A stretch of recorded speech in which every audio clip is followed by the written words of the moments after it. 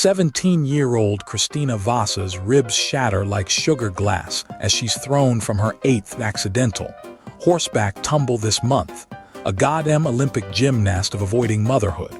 Her royal doctors clutch their useless leeches whispering, the womb is compromised, while she's over here grinning like she just unlocked the no babies achievement in Royalty Simulator. Let's get one thing clear. This wasn't sloppy horsemanship 101. This was the Baroque-era version of booking your own vasectomy with hooves and gravity.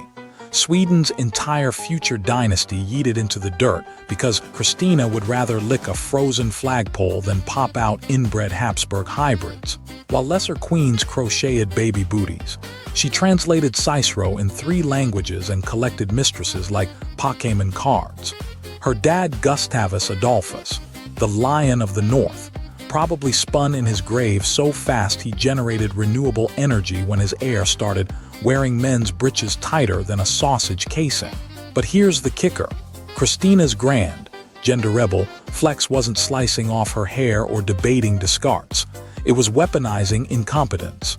She turned clumsy equestrian into an art form, racking up enough pelvic injuries to make Swedish gynecologists write their retirement papers in blood.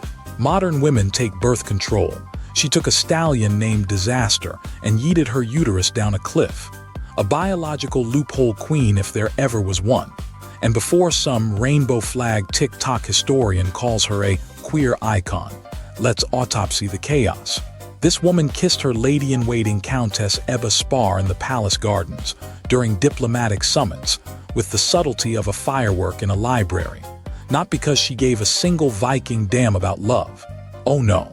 It was a middle finger dipped in glitter, aimed directly at the Vatican envoy sweating through his robes trying to marry her off to her cousin Carl Gustaf. Crowning moment. Abdicating the throne because governing is boring, like some trust fund kid rage-quitting Elon Musk's Twitter, then fleeing to Rome to turn her house into Europe's weirdest lesbian book club. But the real punchline. History paints her as an enlightened intellectual. Bull. Shit. This is the human embodiment of that one rich friend who finds themselves by dyeing their poodle pink while the rest of us pay taxes. Meanwhile, Sweden's parliament is sweating like a nun in a cucumber patch trying to salvage their gene pool, while Christina's over here critiquing Italian frescoes and collecting enough nude statues to make a nun spontaneously combust. My ex-wife Karen tried similar crap, forgetting her birth control until I caught her Googling how to fake a horse injury. But that's another autopsy. Christina's legacy, a closet full of menswear, a uterus repurposed as a swear word, and diplomatic letters so savage they make Machiavelli look like Mr. Rogers. While other royals played breeding roulette, she treated monarchy like an escape room and blew up the building on her way out. Pope Alexander Roman VII called her the queen without a realm, a woman without shame, a sinner without regret, which honestly sounds like my Tinder bio. And when she died, buried in the Vatican grottos, forever trolling Catholicism from beyond the grave as the ultimate Swedish meatball of chaos, she didn't just break the mold. She drop-kicked it into a vat of absinthe and slow-danced in the wreckage while wearing Ebba Sparre's lipstick like war paint. The final gag. Her tombstone doesn't say queen, just Christina. The original pick-me girl chose the ultimate, I'm not like other monarchs flex, right before Europe's ugliest wigs descended into the dumpster fire of the Great Northern War. Let's autopsy the factory settings of this royal disaster. Gustavus Adolphus built Sweden into Europe's most terrifying blender of Protestant violence only to panic halfway through the 30 Years' War, when his toddler daughter inherited the Empire app. He forgot to put child locks on. Picture this, a 6-year-old Christina getting warfare tutorials instead of bedtime stories. Her childhood a never-ending TED talk titled How to Rule People Who Still Believe in Trolls. Her father's parenting strategy. Treat humanity's dumbest gender norms like malware. Bury her in Latin textbooks, jiu-jitsu lessons, and 100% fewer knitting needles. He basically raised a human Swiss Army knife wrapped in lace collars. Meanwhile, Sweden's parliament, let's call them the Concerned Aunties Committee trademark, are hyperventilating into their lutefisk casseroles. "Your Majesty, sir, this princess, if they whisper the word like it's a SDI, can't hold the throne, our enemies will think we're soft. Poland might write mean letters." So Gustavus pulls a classic Sigma male move, slaps down a will declaring if croak mid-crusade, treat Christina like son, and gallops off to die in battle. Parental emotional neglect. More like strategic prep for Stockholm winter, tears freeze on your face anyway. Cut to Christina's teenage years. A hyper-caffeinated goth phase where she's dissecting Descartes, bench-pressing Aristotle, and learning to curse in 8 languages while the Riksdag mumbles about her uterus's expiration date. Her tutor, Johannes Matthäus, basically became academia's first hype man, feeding her Nietzschean philosophies before Nietzsche's grandparents were fetuses. Forget embroidery. Let's debate Thomas Hobbes' theories on your cousin's weak jawline. Meanwhile, nobles are sweating through their pantaloons watching her refuse dolls for dissection kits. Now, the coronation, imagine Coachella staged by IKEA. Christina strolls in wearing pure liquid mercury because silk gowns are for peasants who die in childbirth. She took one look at Sweden's ceremonial dress code and said, "Hard pass, give me the prince's silver tunic." The archbishop choked on his communion wine while muttering, but Deuteronomy 22 verse 5 clearly, and she shut him down with "God called," suggests reading better verses. Absolute queen shit. What's the punchline? A father so desperate for an heir, he reprogrammed his daughter like a gender-swapped Tamagotchi. A nation dry-heaving over pants in a century where people died from humorously bad wig adhesives. And Christina, game recognized game. She knew dynasties are just glitter-coated mousetraps. So she wore the tunic, burned the marriage proposals, and ghosted Sweden harder than my dad after the '89 Oakland earthquake. Wait, why was she like this? Maybe because Gustavus told infant Christina, "You'll be king someday." And her toddler brain processed it as, "Dad said society is a prank. Hold my imported French wine." So when your subjects are begging for an heir and you're scheduling me time with Descartes fan mail, the exit strategy involves an 8-step plan scribbled in Latin margarita notes. Christina took Stockholm's wish list, pop out babies, wear the damn corset, stop fencing with diplomats, and treated it like a Groupon coupon about to expire.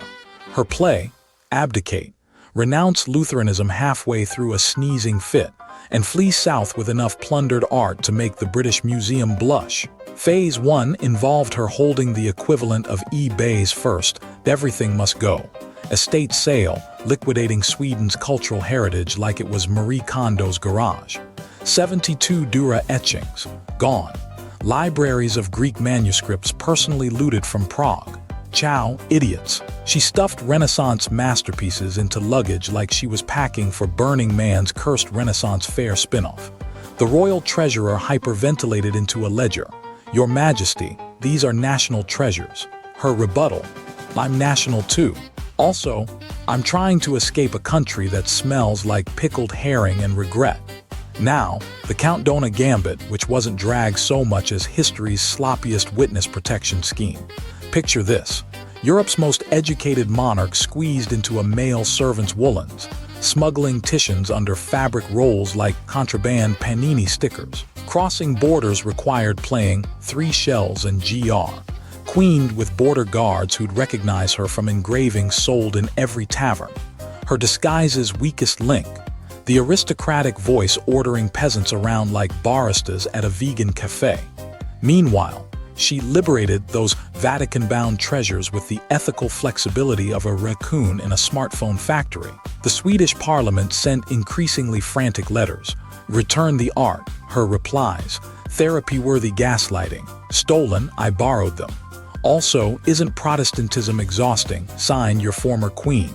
Rome exploded like a defective espresso machine when she arrived. The Vatican, expecting a pious convert, got a chain-smoking chaos gremlin who turned the Pope's welcome banquet into a gender studies lecture. Cardinals clutched rosaries as she toasted to ditching childbirth, in Latin while winking at the choir boys. Bonus WTF. Her entourage included philosophers, a Spanish ambassador she flirted with during Mass, and a guy whose entire job was translating her jokes about genitalia into Italian. The kicker: she spent Sweden's plundered riches funding salons, where painters debated physics while half-naked actors reenacted Trojan War bloopers, all funded by the Swedish peasants freezing their asses off back home. They thought she'd return repentant like Newton's third law. Joke's on them. She died surrounded by looted books, never married, and turned her corpse's burial into a 20-year roast session involving 3 conflicting wills. My ex Karen tried to keep the dog and the PlayStation. Amateur hour. Christina kept entire civilization's legacies hostage because, goddammit, intellectual property is theft, and she was history's pettest cultural critic.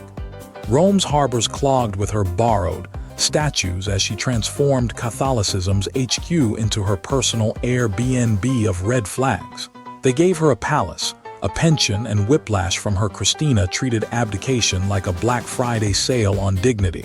Except instead of fighting over discounted TVs, Parliament got a 15-hour masterclass in royal implosion.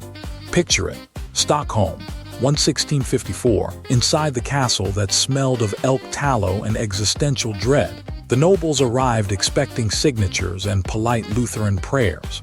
What they got was the human equivalent of a Molotov cocktail in a tutu.